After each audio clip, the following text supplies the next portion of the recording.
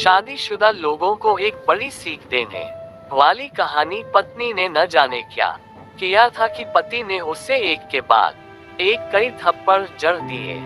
हमेशा हर सिचुएशन को शांति से हैंडल करने वाली पत्नी भी इस बार इतनी अशांत हो उठी कि उसने अपनी चप्पल ही निकाल कर पति की ओर दे फेंकी।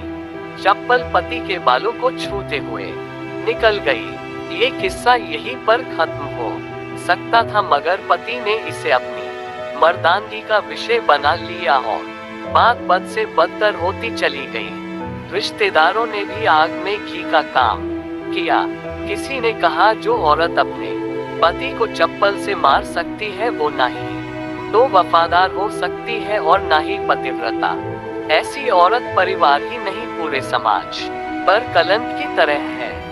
बीवी के पक्ष वाला कहा पीछे रहने वाले थे। किसी ने कहा 21वीं सदी में भी जो स्त्री के साथ मारपीट करते हैं उन्हें तो जेल भेज देना चाहिए। तो कोई कहता जरूर उसको कोई और पसंद आ गई होगी इसलिए अब पत्नी से मारपीट करने लगा है।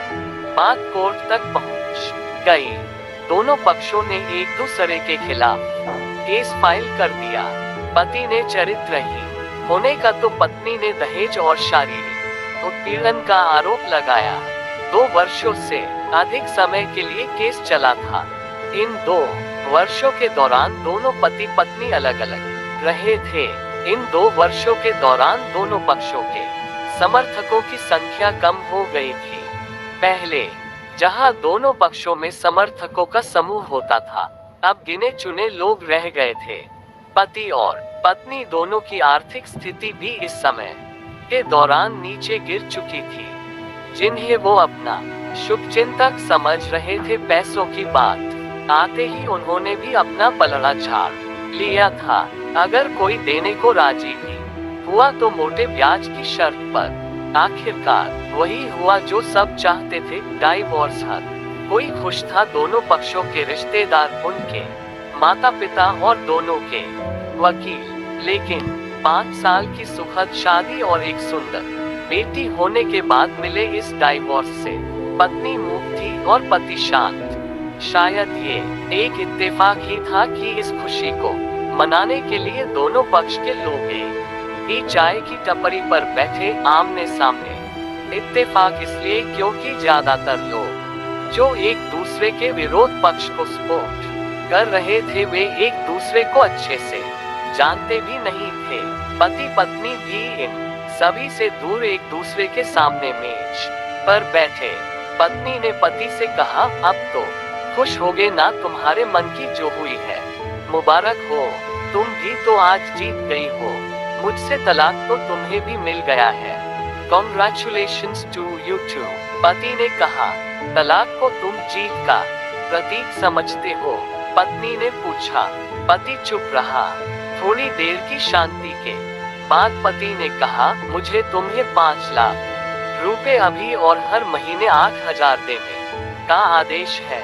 अभी मेरे पास पैसे नहीं है, इसलिए हमारा मतलब मेरा जो सिटी में फ्लैट है उसे तुम्हारे नाम कर देता हूँ। पत्नी बोली लेकिन उस फ्लैट की कीमत तो 18 लाख की है। हाँ लेकिन हमारी बेटी तुम्हारे साथ है और आगे जाके उसके खर्चे भी बढ़ेंगे, तुम्हें थोड़ी आसानी। पति ने कहा नहीं नहीं, मुझे सिर्फ 5 लाख ही देना और तुम हर महीने 8,000 तो देने ही वाले हो, मैं मैनेज कर लूंगी। अगर 5 लाख नहीं है तब भी कोई बात नहीं, पत्नी बोली। दोनों फिर से शांत हो गए। पति सोचने लगा कितनी भोली और समझदार है ये औरत जो कुछ समय पहले तक मेरी पत्नी थी और अब अनजान। ये वही है जो कम से कम खर्चे में घर चलाती और पैसे बचाकर मेरे जन्मदिन और बर्थडे पर हमेशा मेरे लिए नए कपड़े खरीद लाती। कभी बीमार भी हो जाती तो पैसे बचाने के लिए मुझे मालूम न होने देती और घरेलू नुस्खों से अपना इलाज कर लेती, मगर घर में कोई और बीमार होता तो तुरंत डॉक्टर के पास लेकर जाती। मेरी ही मति मारी गई थी। मैं ही अपनी झूठी मर्दानगी के चक्कर में इतनी बड़ी गलती कर बैठा। पत्नी के दिमाग में भी उथल पुथल चल रही थी अभी भी वैसा का वैसा ही है, पहले भी खुद से ज्यादा हमारे बारे में सोचता था और अब भी वही कर रहा है। ये वही आदमी है जो मुझे एक्सीडेंट से बचाने के लिए खुद मोटरसाइकिल के आगे कूद पड़ा था और अपनी उंगली तुड़वा बैठा था। पता नहीं कौन सी मनहूस घड़ी में झगड़ा कर बैठी। पति ने मौन तोड़ते हुए पूछा, अब तुम्हारे कमर का दर्द कैसा है? ज्यादा तकलीफ तो नहीं होती? पत्नी हल्का सा मुस्कुराए और बोली, अभी भी होता है, अब तो पेट में भी क्रैम्स उठते हैं। वो तो होगा ही, तुम योगा या कसरत भी तो नहीं करती हो। अब किसी गायनेकोलॉजिस्ट को जरूर दिखा देना। पति ने कहा, तुम बताओ तुम्हारा अस्थमा कैसा है? अब क्या आप भी दौरे पड़ते हैं? पत्नी ने पूछा, पड़ते हैं, पहले से ज्यादा, क्योंकि अक्सर इनहेलर भूल जाया करता हूँ याद दिलाने के लिए। तुम जो नहीं हो अब। पति बोला। पत्नी के आंखों में आंसू आ गए। वो बोली, तुम्हें मेरे चरित्र पर सवाल नहीं उठाने चाहिए थे, तो ये परिस्थिति आती ही नहीं। हाँ मैं जानता हूँ तुम बहुत अच्छी हो, मुझसे गलती हो गई, बहुत बड़ी गलती। मैं लोगों के बहकावे में आ गया था। पति बोला, तुमने भी तो मुझ पर दहेज का इल्जाम लगाया था। वो बोल गलत था और इस बात का मुझे भी पछतावा हुआ। पत्नी ने कहा। पति कुछ कहना चाह रहा था लेकिन पीछे खींचा रहा था। पत्नी ने पूछा, कुछ कहना चाहते हो? वो बोला, क्या सब पहले जैसा नहीं हो सकता? क्या मतलब?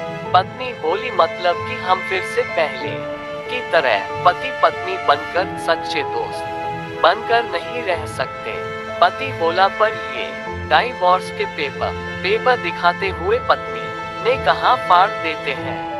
पति ने अपने पास रखे डाइवोर्स के पेपर फाड़ते हुए कहा। पत्नी ने भी अपने पास रखे पेपर फाड़ दिए। सभी हैरान थे, वकील, रिश्तेदार और माँ बाप।